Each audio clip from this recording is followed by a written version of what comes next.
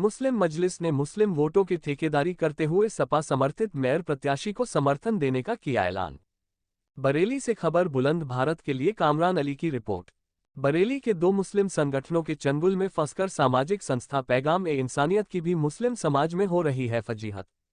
जी हां, हम बात कर रहे हैं नगर निगम मेयर चुनाव को लेकर, जहां हर बार की तरह इस बार भी चुनावी माहौल में ऑल इंडिया मुस्लिम मजलिस, मुस्लिम लीग के साथ ही सामाजिक संस्था पैगाम-ए-इंसानियत के चंद लोगों ने बैठकर 3 लाख से अधिक मतदाताओं के वोट को लेकर सपा समर्थित निर्दलीय प्रत्याशी के पक्ष में वोट डलवाने का ठेका एक बार फिर लेकर मुस्लिम मतदाताओं को भ्रम में डाल भाजपा मेयर प्रत्याशी की राह आसान कर दी है।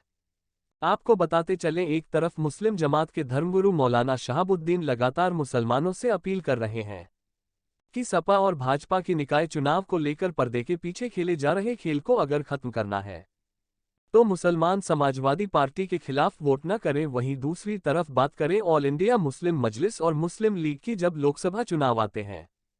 तो मुस्लिम लीग के 3-4 लोग मिलकर कांग्रेस का झंडा उठाकर मुसलमानों को कांग्रेस के पक्ष में लाने का काम करते हैं।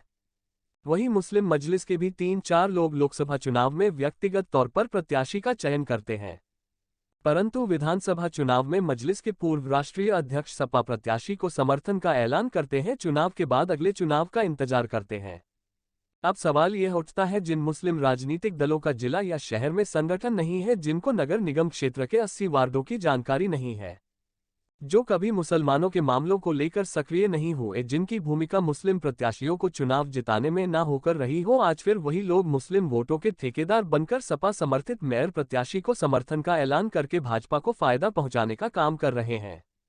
वहीं दूसरी तरफ मुस्लिम धर्मगुरु मुस्लिम समाज से सपा को वोट न देने का ऐलान कर रहे हैं।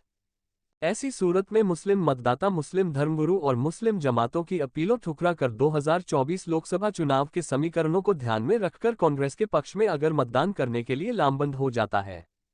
तो सीधा मुकाबला कांग्रेस बनाम भाजपा होने की संभावना से इनकार नहीं किया जा सकता है।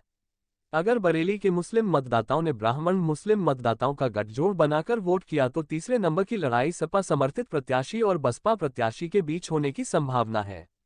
वहीं राजनीतिक जानकारों का मानना है, अगर ब्राह्मण और मुस्लिम एक साथ आ गए तो भाजपा मेयर प्रत्याशी के विरोधियों के सामने भी विकल्प के तौर पर कांग्रेस प्रत्याशी ही होगा। अगर ऐसा होता है तो मेयर चुनाव के परिणाम चौंकाने वाले होंगे।